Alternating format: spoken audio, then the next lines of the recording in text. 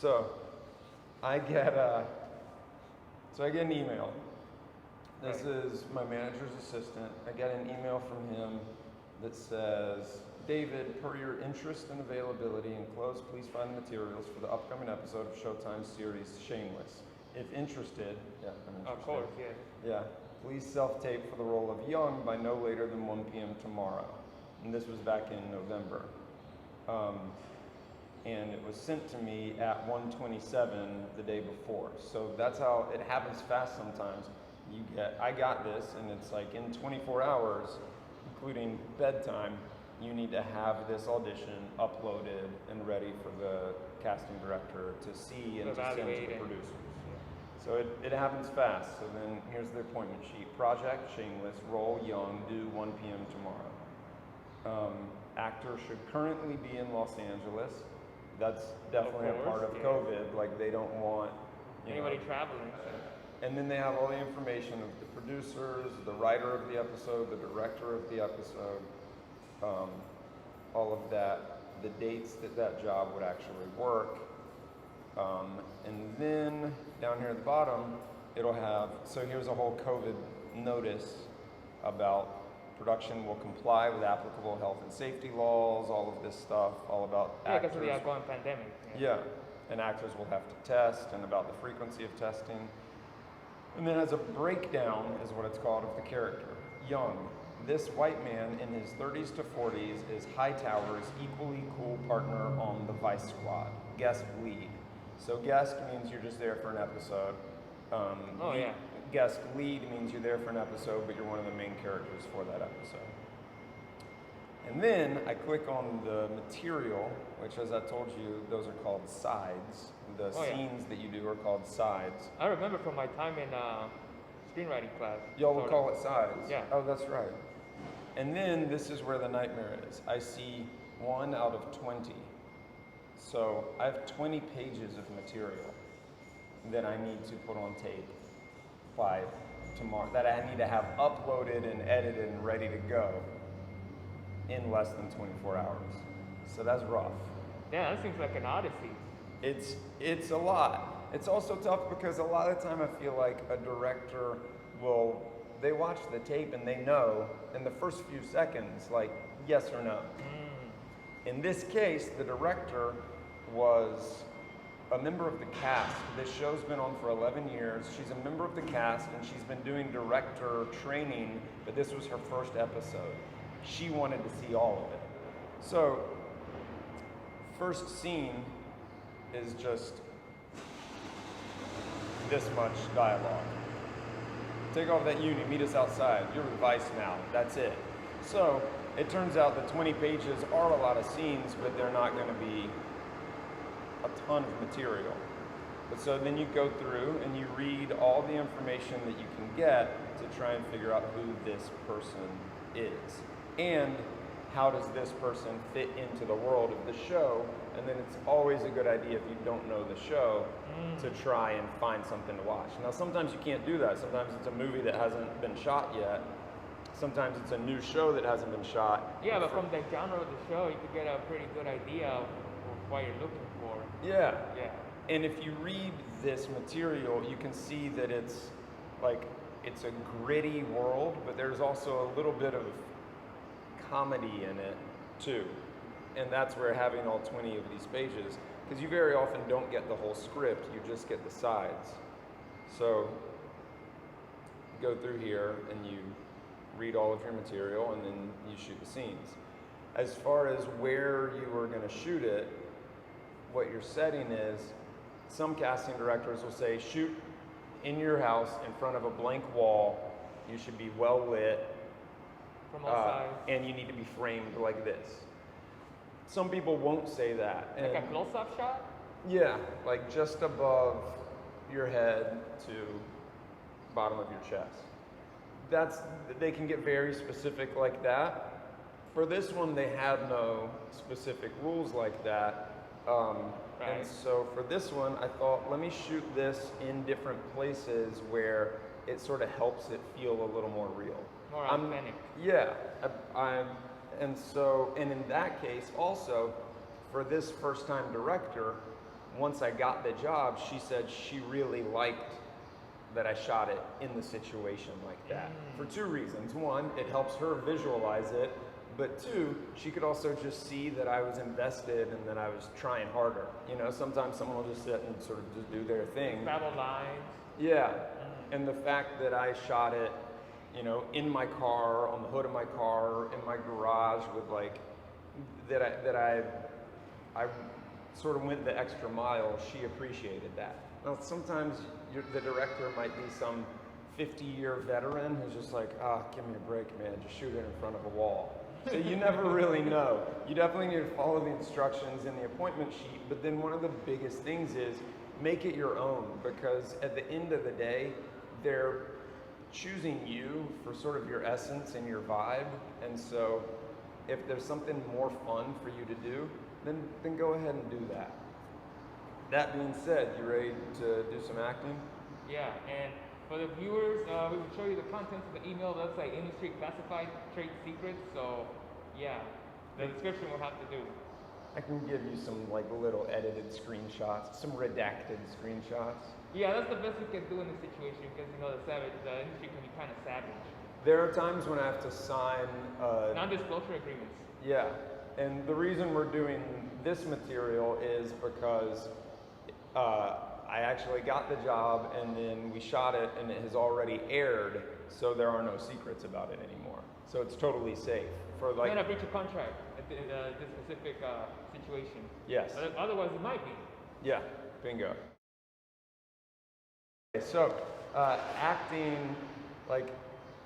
acting school exercises, acting class exercises. They're things like, what animal does this character remind you of?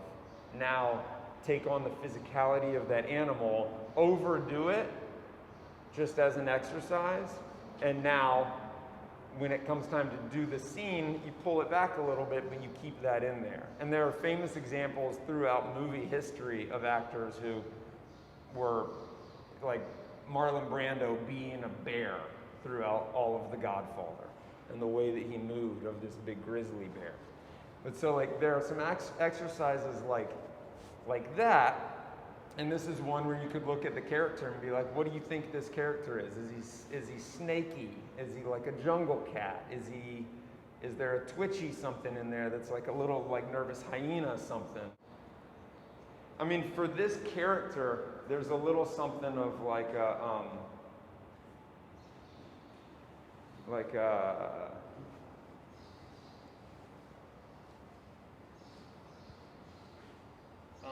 if I had to guess, I would say that one of the guys from Tombstone and doing the thing squad.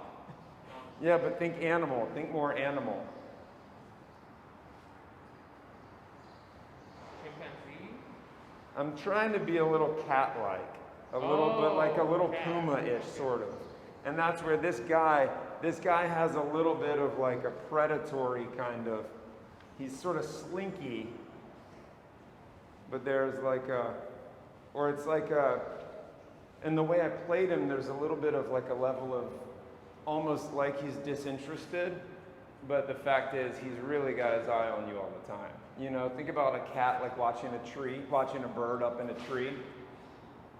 And the cat's watching a bird up in a tree, but it knows you're nearby, you know? So you be a cat and look at a bird up in a tree, you know. But you also know there's a human nearby and you don't really like the human. Yeah, there you go. And so that's something that can then come into the character where there's a scene where he's maybe doing his own thing and this like, the way that head turn is, you bring that character into it versus if you're like, I am an 800-pound orangutan that just ate a bunch of food, that head turn is like this. Oh, I see. You know? And so now that head turn has a whole attitude of like sass and like sort of derision of like, versus the cat version, which is, you know? Yeah. And so these are, like, this is a trick. This is a trick. It's an exercise just to try and build out the character a little bit more. Oh. You in your real life, you move the way you move. You know, I move the way I move. I see a video of my brother walking and I'm like, oh yeah, we're just built the same. We move the same. But sometimes that's not right for the character. And so for this character, this guy's really cocky. And in the end, he gets called out basically.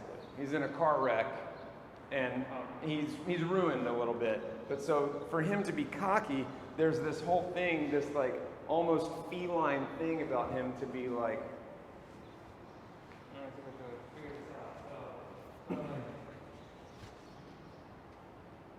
yeah, there's something, like preening a little bit. There's like a pride in there, but like there's like a slinkiness that's in there too, that just, where you kind of know there's an element of like up to no good about the way that he's moving too. That just like, it has to have like a flow to it.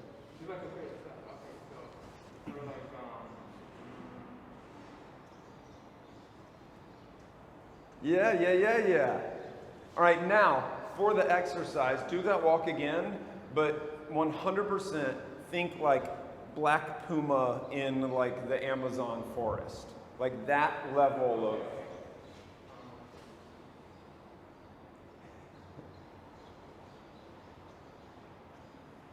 Interesting. So what happened in your body? They're like more like a regal, kind of like walk, kind of like a peacock. Yeah. And you slowed it down too. A cautious peacock. A what? Like a very cautious peacock. A cautious peacock. Now add like now make it predatory. Now peacock, but with some predatory element in there. I'm the prey that you're sort of stalking a little bit over here. Oh, yeah. So now you got some hands in there. Yeah. So you see, so it can be like the thoughts are the next exercise.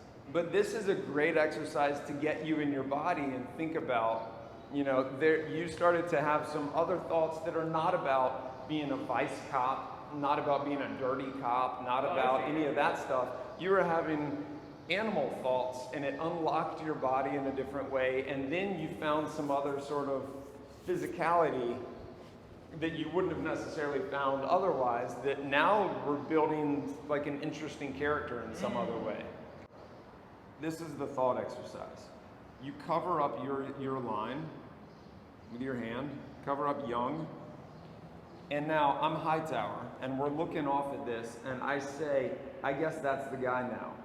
Don't think about this line, think about how you would respond to that. I guess that's the guy now. Yeah, that's the guy. So what's your thought? What is that thought? Your thought is like, you got that right. You're just confirming. Yeah, that's the guy. So, now have that be your thought and say that on your line. I guess that's the guy now. Yeah, I guess that's the guy now. And now say your next line.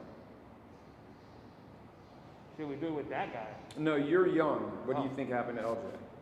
What do you think happened to LJ? Okay, so the thought of like, yeah, I guess that's the guy, doesn't really work with that. So now we need to figure out a new thought that's going to lead you to this. And it's a question mark. What do you think happened to LJ is your line. So now not thinking about it, but knowing that you got a question, you go from this. I guess that's the guy now, is what Hightower says. I guess that's the guy now. And so we're looking and we're kind of squinting at him. We expected someone else to be there. Which is the guy. Yeah, but I guess that's the guy now. Implying that's a new guy. Yeah. Okay. And so then you have a thought because of that. So if I'm sitting here and I go, I guess that's the guy now.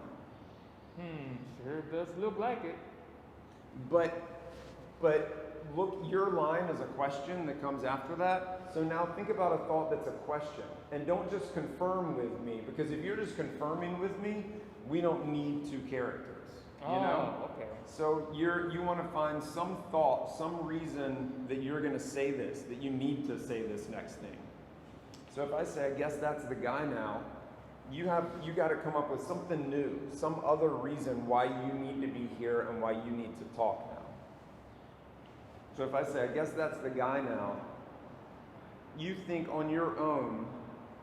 What if I said something like, after you said, I guess it's the guy now, and I said something like, well, I don't see any other dealers around here, so that must be the guy. But so that's still a confirmation. Or just, well, I don't see no other dealer here. So check this. So yeah, that's possible.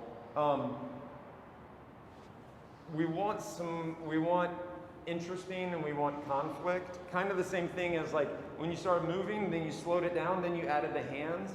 We want it interesting. So if character A says, I guess that's the guy now, and character B goes, yep, not very interesting. If character B goes, I don't like this. Now the scene has taken a turn. Oh. And as many turns as we can take, the more we want to watch it. And in a scene too, sometimes a person has power, someone else has power, and then it shifts. It's those changes that make us want to keep watching it. So if I go, I guess that's the guy now, you want to have something that's not just the same, you need to have a reason for you to be here that's different from my reason to be here. Okay, so what if I said something like, I guess that's the guy now. I don't know, seems suspicious. Great. So that's the thought game. And so now you've found something else that you can put on top of your actual line. I love that. I don't know, seems suspicious, is a great thought. Because if you just say this and your thought is, what do you think happened to LJ? And your line is, what do you think happened to LJ? We don't really want to watch that. The thing we want to watch someone order a cup of coffee, but what they're really thinking about is I think I clipped a homeless guy as I was pulling into the parking lot. I think I hit him with my car, but then I just parked and I don't know what to do. Is what I'm doing inside while I go, could I get a cappuccino with whole milk? And then all of a sudden someone's like, he just ordered a cappuccino with whole milk, but there's something else going on, you know? As opposed to if my thought is, I want a cappuccino with whole milk, and I go, I want a cappuccino with whole milk, we don't really want to watch that. So the more you can, and that's what the exercise is, the more you can find the thought that would go underneath the line, it's the subtext, the more interesting the line's going to be. So now you take your thought of, what was it? I don't know, it seems suspicious. Yeah, I don't know. And now that's your subtext, and that's what you're thinking and feeling, and that's what makes you say the actual line that's written. Okay? So now we'll try it where I go, I guess that's the guy now. I don't know. Seems suspicious. Great. Now, say that. Now you don't say your thought. Now you say the line. But what you're feeling is suspicion. Does that make sense? So now we need to do it where you say the actual line that's written. But what you have just come up with in this thought exercise is you've come up with the subtext that is what you're feeling and thinking underneath this actual line. So now you say the actual line, but with the feeling of, I don't know, seems suspicious. Does that make sense? Okay, I think I get it. Okay. I guess that's the guy now. What do you think happened to LJ? Okay. Now, I'm just going to critique. I need more of the suspicion. When you said, I don't know, it seems suspicious, there was just like, I don't like it about it. There was like, I felt the suspicion. So now I need to see that on your actual line. Okay? Damn, how do I convey that? By thinking that. Exactly by thinking that. Like if you're thinking the thought, it's what comes across. You know what I mean? Sort of. So what your thought is, so here's one way where I just say the line, what do you think happened to LJ? I'm just asking the line. If I'm suspicious about it, then it's more like, what do you think happened to LJ? There's like I don't like it about it. Or like or you can also add something in there where like, I guess that's the guy now, and you can do your like, What do you think happened to LJ? You know, where you're like checking around or you're scanning. You're like, there's something off about this. I don't know. Okay, I can try it. All right. I guess that's the guy now. What do you think happened to LJ? Dig it. There's the thought exercise. That's the thought exercise. So it's getting the subtext underneath the line. So this exercise is called Give Me Something Different. Give me something different. All right. And so the one we just did was about finding the thoughts that make sense. And the thoughts, to just back up, the thoughts also need to come from who your character is and what the circumstances are. The thoughts shouldn't just be like, oh man, I'd love a balloon right now. Like that's a thought, but that would be a weird thought for the cop to be having in that circumstance. Oh yeah, it would. Now, Give Me Something Different is a little bit of the flip. You still want it to be what's happening in the scene. It still needs to be based in the reality of the setting, but it's an opportunity to make sure you don't just get stuck in doing the same thing again and again in every scene. So for the finished product to feel organic and natural, the process needs to be organic and natural too. So if you do every single take exactly the same, where you stop and you stand like this and you look here and at a certain point you do this and then you go like that, and you do exactly that every time, it's fine and it may end up being very usable. I think it's better to try and keep it organic. You still need to hit your mark, you still need to look at someone, you still need to know where the camera is and where you're looking in relation to everything. But Give Me Something Different is an exercise where we'll say the lines and then just like, great, now what's a different way to say it? What's a different way to say it? Like something done on the same scene is kind of like unexpected or something new, right? Yeah, or like in this thing that I did the other day, that I filmed the other day, there's a moment where I'm getting mad at this guy. He's coming at me for something, and I said, infractions have consequences. Like, and it made sense. He said something to me, and even though I've got a whole room full of people, infractions have consequences. Like, I was mad, and what are you talking about? No, it made sense that I was doing it this way. When the director said, give me something different, I thought, okay, that made sense to me, but what's another thing? And so then I thought, here's an opportunity for me. The character was a teacher and he was wrong, but couldn't admit it. And so he was very defensive. So that's why I was so defensive in that moment, talking to this guy and saying fractions have consequences. When he said, give me something different, I thought, I got a room full of people. I'm a teacher. Okay. Maybe I do it like this. So the guy said the thing and I went, infractions have consequences. Like, teach the whole room. It'll be interesting to see which one they end up using.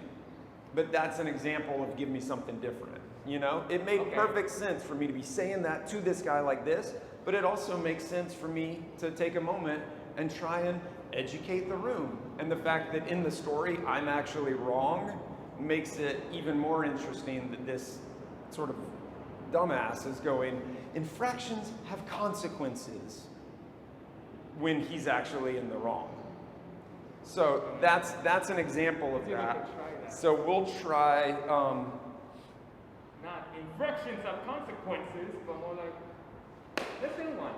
Infractions have consequences, everyone. That's great. That's great. Your line is, keep the drugs, Gallagher.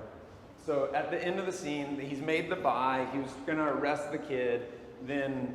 Or trying to arrest the kid, and you're like, no, don't arrest him. I said make the buy. And he's like, oh, sorry, dude. And he starts to hand the drugs back. I'll be him.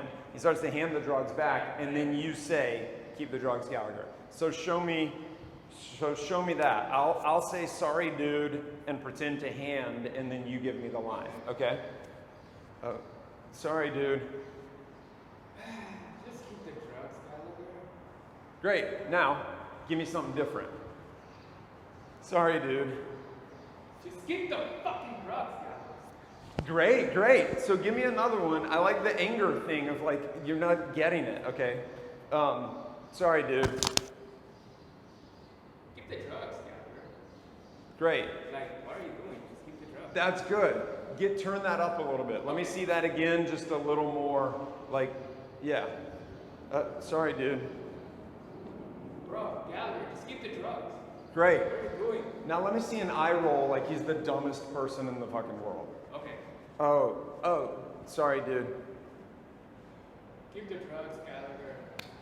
Okay, so that exercise is give me something different. So now we're going to read the scene as an audition scene, which means I stand here by myself, framed like so, and the reader is on the other side of the camera with me.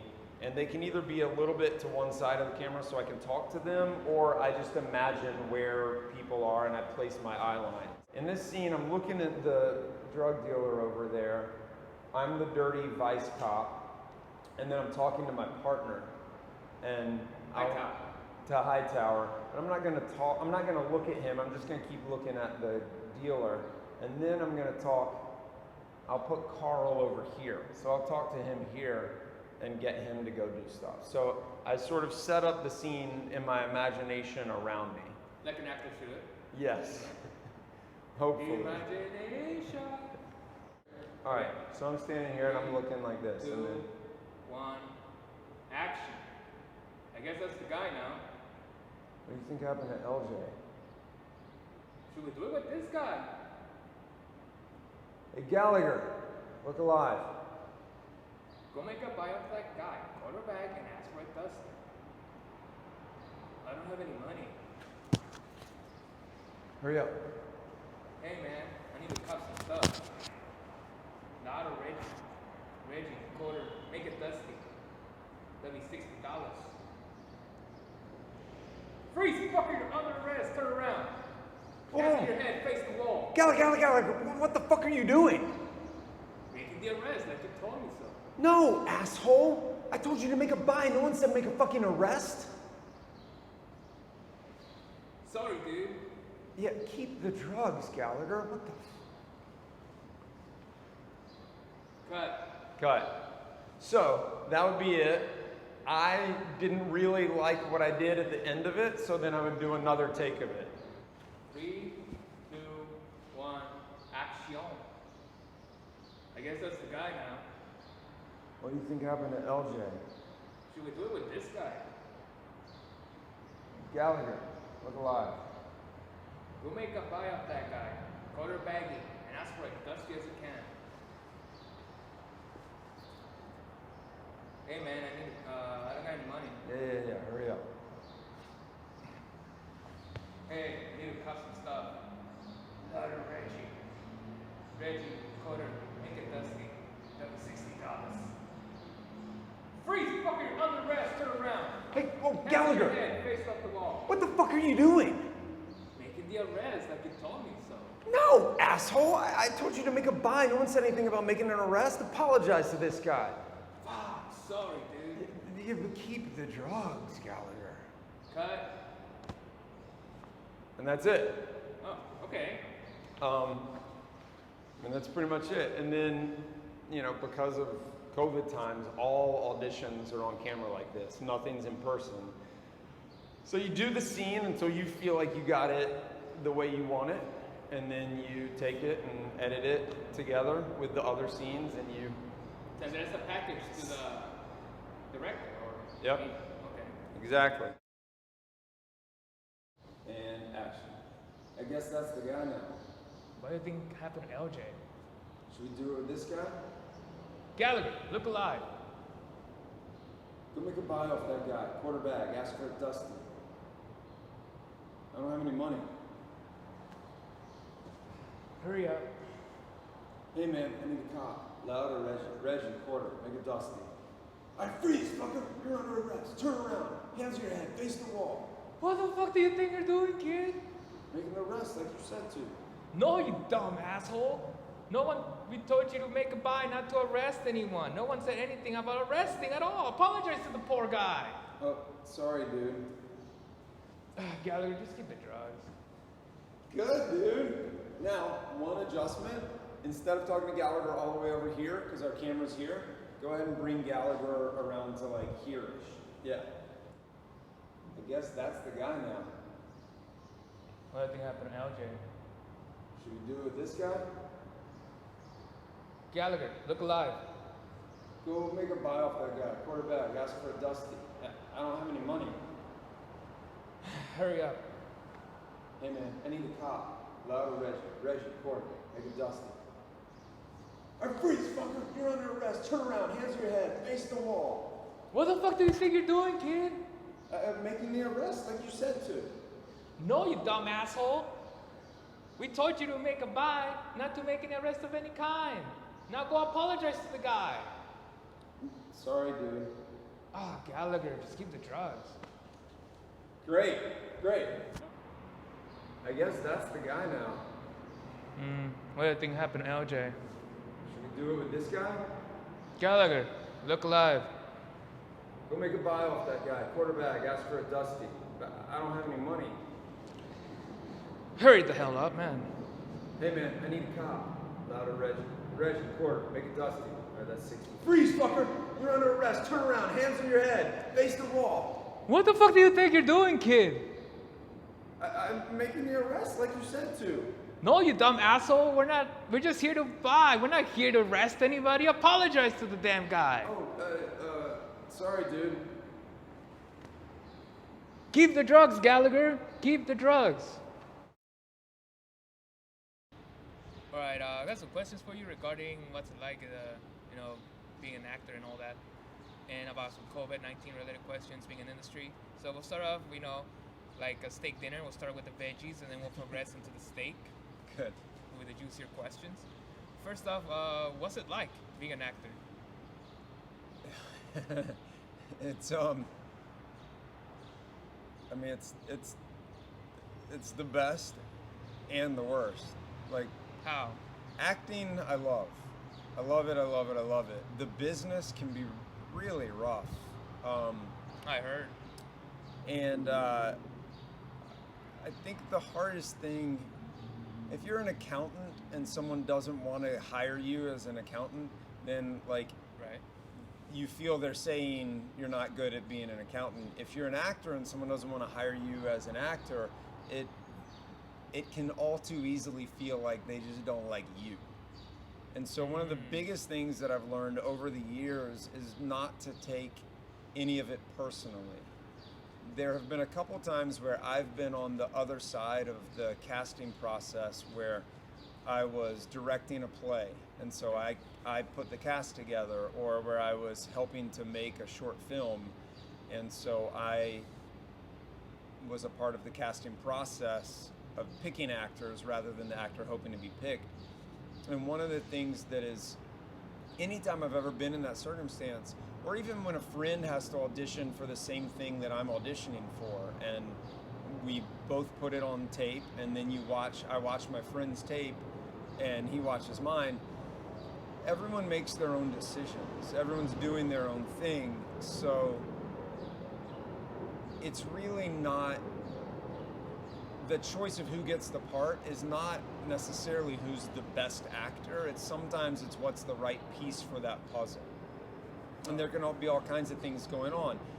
I'm auditioning for the part of the best friend of someone who's already cast, and that guy was 5'6", and I'm 6'1", and it just literally didn't work, you know? Like, that was something, so that's just one example.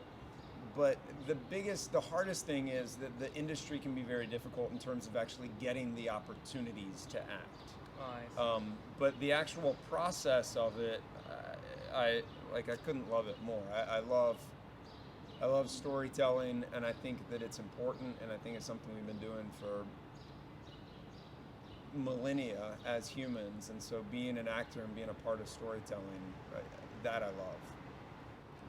What is your everyday routine as an actor? Typically. Well, typical is hard because we're a year into this pandemic. But typically, you have either an audition or you have work, and you do the homework necessary to do the best job of that. But then there are all sorts of other things that are important as an actor in terms of like being healthy and staying in whatever shape you need to be in. in this business, I wear a lot of hats. I'm also an editor and a producer, and so my typical daily routine is sometimes going a bunch of different directions for things in the professional storytelling business. My acting routine at its best would be exercise, Of course, exercise is important. read something, Power the mind. yeah, and like also like you read a novel or you read a book about family dynamics or you read a nonfiction about a social issue, and it just broadens your experience intellectually so you can bring that to the role. And then the other thing is, like, obviously you want to broaden your experience as a human. Like if you're doing boring acting, then you need to get out there and live some more. That's a pretty straightforward way of saying that. Okay, moving on. Do you have any personal exercises that you carry out before performing a role?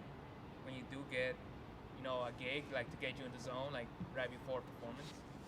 The physicality is really important. How does your character move? Yeah, like let's say you're in the rehearsal. You're doing like a last minute rehearsal right before shooting. Yeah. You want to stay loose. You want to stay loose, so that you can respond. Like I wrestled for a long time, and before a scene starts, I think this will be on camera. Oh, you mean on loose? camera-ish. Loose physically. That like before a scene, you don't want to just be like there. All stiff and anxious. Yeah, ready, waiting to go.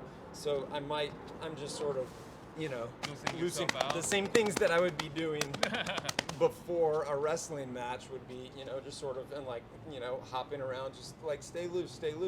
And then even if your character is someone who is like, who's very still and very rigid, that's fine. Then you get into that, but you always want to come into it loose and then do it. So that's one. For a long time before, I shifted it up a little bit, although I still do this some. For the longest time before doing a play, I would sing Changes by David Bowie before going on. Singing Bowie? Yeah. That's a first. I haven't heard anyone else who has that specific routine, but like that would be one. I mean, still, like I did a play a couple years ago here in town, and before going on, that was something that just sort of helped focus me. And then the biggest thing is, what's about to happen? What's the moment before this scene happened? You got to remember that. Like always, take that reality in, because that's when acting falls apart, or when acting doesn't look good, is when like the illusion breaks down. Oh, okay. And it doesn't seem real. So like, if this were a scene and we're having an interview, and like, let's say the circumstance is that we're gonna kidnap you. Oh, wow. You don't know it. I just had the conversation about it.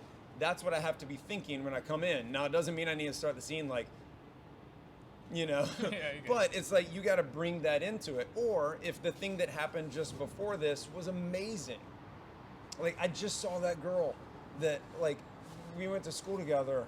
I had the biggest crush on her. I never said anything to her. I just ran into her. It's been 25 years. Story of my life. Story of my life. So I'm taking one from the page of you, and exactly, if that's what just happened, just remember, just always check back in and go like, okay, that's what happened. Okay. All right, good. Let's go. Okay. Okay, next question will be, since I know you're from the East, about how old were you when you came to California to pursue an acting career? And what were your first impressions of California when you first got here? So I first went to New York, and I was doing theater in New York, and I had a couple of small camera parts. Like I did a movie, and I did a couple days on a soap opera. Soaps, gotta love. Oh man, that was very interesting. But like in New York, you put everything you need in the backpack for the day. You leave, you're huffing it, you're it's a hustle and a grind all the time. And then I would bartend, and I'm working at a restaurant that's 20 stops up the subway, and I finish that work at like 2 a.m. and go sit in the subway and I read my acting book before getting back on the train. And it was just like such a grind that it was like going to a gym and working out all the time. And then I came to LA, and How old were you around? So I moved to New York when I was 21, and I was there for 3 years, and then I moved to LA at 24. And I got to LA, and one of my very first auditions here, I saw actors, and they had their sides in the waiting room and were like highlighting material there. Oh, I used to see a lot of people doing that in film school. There were guys that, like, it was a cowboy, and it's not like you needed to ride in on a horse, but like there was a dude in like combat boots and a t-shirt that I was just like, what is not, like, you guys aren't here to actually like play this part. It doesn't seem like you're prepared for this. And I went in and had done all of my like New York theater work, and I finished, and that casting director goes, so I love David Rogers. And I remember her saying that, and she's still a friend to this day. And I think it's because, I did a good job with the audition, but also I just came in fully prepared. And there were other dudes in there with their sides, reading off the page to her as they were doing the scene. So the biggest change was coming from a place where, like, New York doesn't give a shit about you. And in California, everyone's like, no, I'm so important all the time. I'm the most important. I'm the center of the universe. Yeah, and there was like a hipster way of saying that. There have definitely been times in the long time that I've been here since that I have fallen into the California mindset and stopped working as hard as need to be working. That was the biggest difference coming from New York to California. Was New York just like, it coils you like a spring. And California was a place where I could come then just sort of like, oh, I have a different work ethic than not everybody out here, but then a lot of people out here. Oh, okay.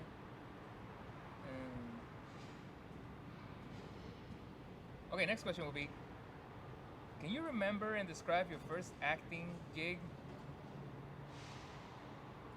What emotions or feelings did you feel on your first day?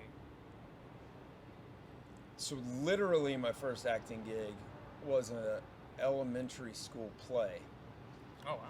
And that was, it was just a school play, but we had this awesome drama teacher, and she wrote these really funny plays where like the kids had fun, but there were jokes for the grown-ups too. And I just remember it being so much fun. So that was literally the first. And it's something I try to remember because, as we said earlier, the business can be such a grind. If you're not having fun, go do something else, because there are other jobs that are so much easier than this. So I got to remember that very first thing. I always have to remember that.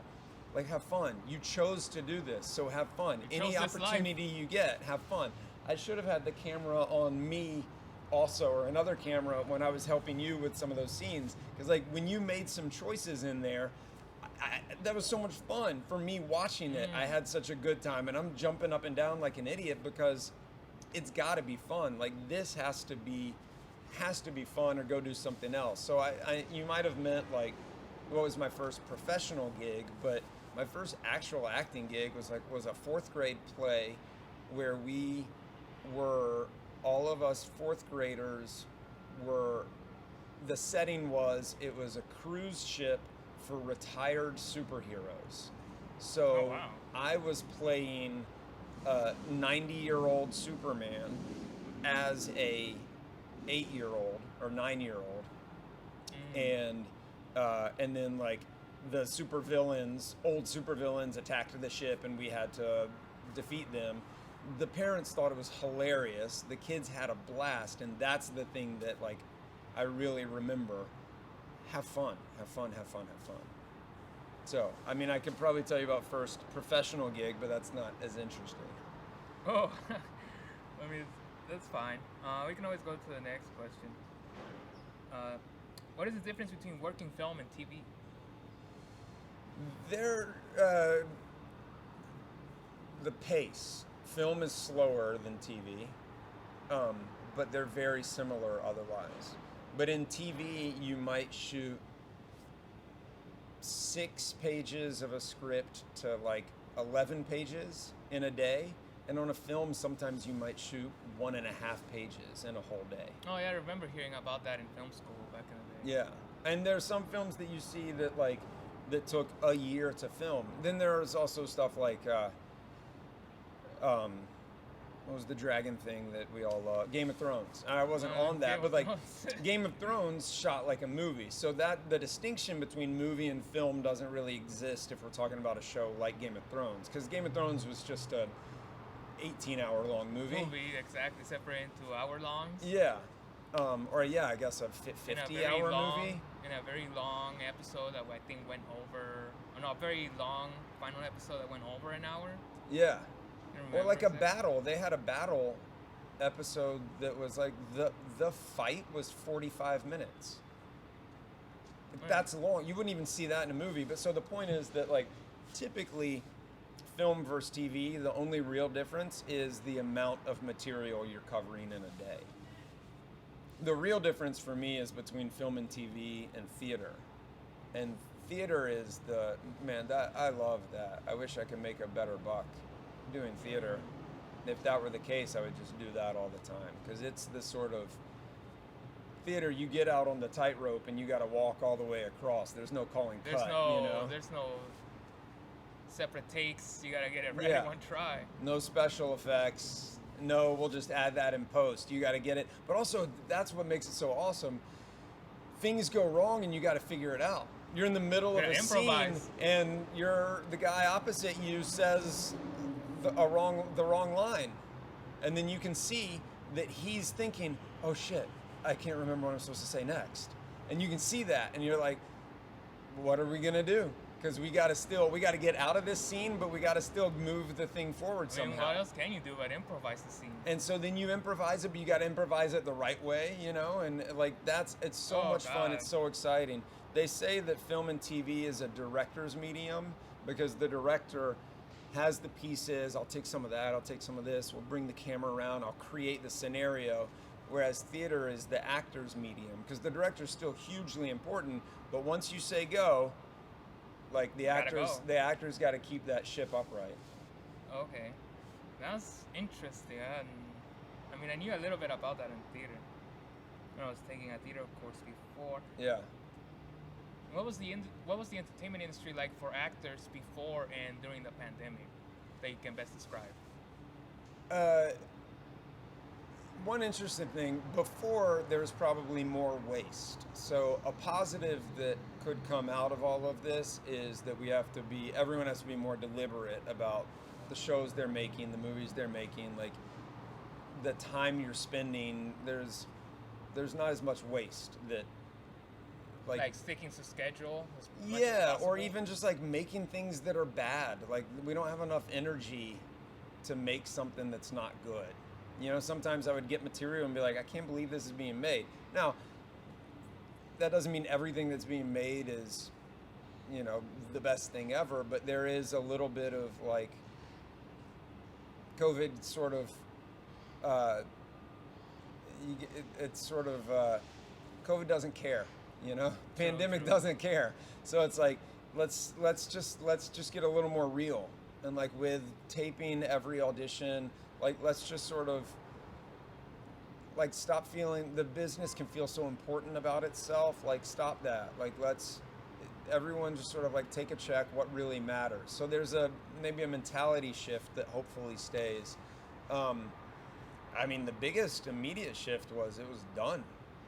Like everything shut down completely. Oh yeah, for a while it got hit pretty hard. Yeah, and there was no, there's no takeout food version of. Actually, that's not true. I was going to say there's no takeout food version of acting. There is. It's called filming at home. And it's what everybody's trying to do now. Like a director and writer that I worked with on a movie, they called, and my wife's an actor as well. and they said, we're going to shoot something with people in their homes. And they said, do you have any equipment? I was like, yeah, I have a decent camera. I've got some sound equipment. And they sent me a little box that I plugged into my camera and then plugged into my computer. They would let them see through my camera, and they would set up the shots, and we would do it. That was really difficult because I also got 2 little kids. Oh, boy. And so for me to set it up to they couldn't adjust anything, so I had to adjust it. I had to adjust the lighting. I had to make sure sound was rolling as well, get the takes, trim them, send them to them, and they were doing this with people all around the world, and they put together a series called Disconnected. Oh, I heard about that. Okay. Okay, we're good. So that's called responding to what's actually happening, you know? Freaking helicopter. Keep the drugs, Gallagher. So there are a bunch of shifts like that of people trying to make things happen like that. And then the biggest shift is just no one's meeting in person. So all casting is happening through tapes and then through Zoom meetings where you're looking at a computer and you got everybody there. The things that I had, once the industry started to open up again, you got to get tested all the time. Masks on until you start rolling. Different zones of people. If you're in the zone like around the set, then you're tested every day. If you're not Damn, that's rough. in that, then if you're like an office worker on a production, you can't come into the set. And like they're about to yell action on the scene, and then you take your mask off, put it in your pocket, and then you do the scene, and they're like, cut, masks, and so mask back on. Table reads, which are when everyone literally sits around a table and reads it. Now it's on Zoom, so it looks like the Brady Bunch with just like you On got like Zoom. 25 little squares and you're 25 trying different to heads. watch who's talking. Yeah. That's great. Yeah.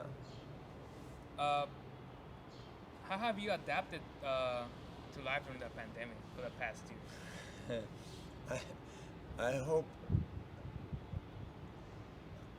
well, I would hope, but I mean, you know, sometimes I can be hard to get hold of. Yeah, that's true.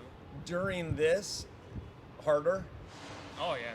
I mean, the biggest thing for me is 2 kids, no family out here, and no childcare, no babysitters, nothing for 380 days. Nobody wants to take that potential L from the COVID. I mean, that's it. You know, I don't want to possibly subject someone else to it, and I don't want to introduce someone else's germs into our house. So being alone with a 7-year-old and a 2-year-old, I mean, not alone, my wife, but like the 4 of us in the house for Oh man. 380 days before we had someone else help out. My younger brother, who actually got COVID, recovered, and then tested positive for antibodies, he flew out and stayed with us for a few days, or like around September maybe, when there was a real lull in numbers. So we had a little moment where there was someone else in the house where I could be like, take a kid. And he kept his mask on still inside Take the a house. kid. But so like the biggest thing for me hasn't been the adjustment of being an actor during COVID, it's being a dad during COVID. And then because of that, the fact that like with taping, we work from home, in trying to do that series, working from home, or Oh, man. then once things started opening up and trying to tape auditions and having kids and school not being open, like that was the biggest struggle. Could have been. Probably was pretty chaotic for a while. I mean, in terms of like quality time, we all got a lot of quality time. Well, I mean, Like, what else you gonna do? I mean, you're locked up at home. It's kind of like family prison with quality time attached to it. Yeah, and like I felt bad the first time I really clocked that it was like family prison. And it's like, you know, we can still go for a walk outside, but it's like we all got low jacks on our ankles. We can't go too far. I can't actually go in. I can't actually leave. Like we're all here all the time.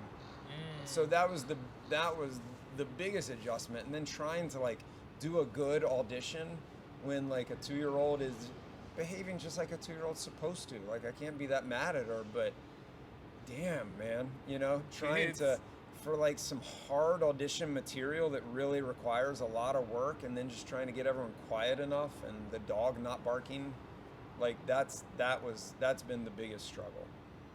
Okay, next question would be, how do in-person auditions with producers, directors, etc. work these days? Even if during COVID, are they even a thing still, or it's all video now? No, it's entirely video. All video. It's all over Zoom. You send in your taped audition, and you might book it straight from that, or you might get a call back where they then want to do it on Zoom.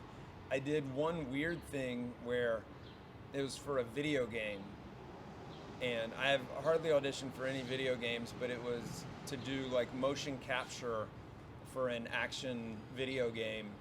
And so, wow, motion capture must be pretty nimble and aerodynamic for that. well, I didn't book the part, so who knows. But I had, the first meeting was over Zoom, then there was another meeting over Zoom, and then the third one, I went to this studio where like I had to get a test before going, and COVID.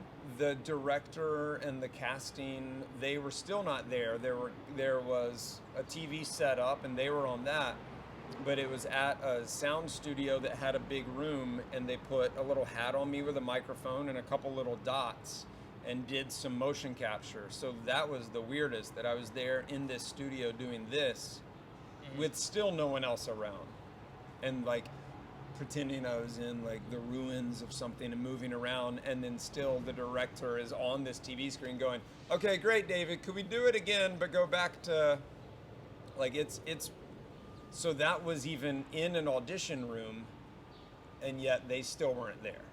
So yeah, there's no in-person auditioning happening Interaction at all. No. These days. Vaccines might change it, but not yet. Yeah, I don't see that happening for at least another year or so. I mean, and if the Zoom and the tape stuff is working, then that's what they'll keep doing. Okay, and the final question will be, as an actor, you think the film industry will recover from COVID-19? Because like some theater chains are like closing down locations, or downsizing a lot. Like, do you think the film industry itself will recover, or? I think so. I think it's, look, the pandemic's a terrible thing. I would rather, of course, it not have happened, obviously, like huge loss of life. So obviously, if there are any silver linings, it kind of goes back to one of your earlier questions. Like, I think it could make the film industry better. Like, you gotta make something that really matters now. I feel like theaters closing down, that's difficult. Some of my favorite theaters have closed down. I love going and seeing a movie in the theater. Yeah, now these days it's like, what's a theater? But I'm not ready to go, even being vaccinated, I'm not ready to go sit in a theater with people all around me. I don't want to do that. Yeah, who wants I'd go to do sit that? in a theater at 30% capacity. You'd be there, I'll be there, or go see like a noon movie with no one else in the theater. I think the business will recover because we like telling stories and we like looking at stories, it is recovering already. Will there be as much production as there was before? Maybe not, but the business was already changing so quickly because of streaming, because of Netflix and everybody else. Oh yeah, everybody has plus services now. Yeah. Doing movie streaming now. IMDb, which used to, IMDb? Yeah. Yeah, IMDb is now making their own stuff. What the hell? The thing that I went and filmed in New Orleans a month ago, that was for IMDb. So IMDb Plus will be a part of Amazon, but its own channel that you stream through Amazon or the IMDb app. I don't know, but they paid me to go to New Orleans and do a show, and it was a lot of fun. But so I think that the business was already changing, and I think this is just a further part of the change. That's a lot to think about. But yeah, that concludes the interview portion. Thank you for sticking around for all this. thank you for coming in and taking the time on a weekday to answer my questions, show me a bit of acting technique, and running Audition with me, or what it's like to run one on your own. Absolutely, man. You did great. Oh, too. thank you. Yeah.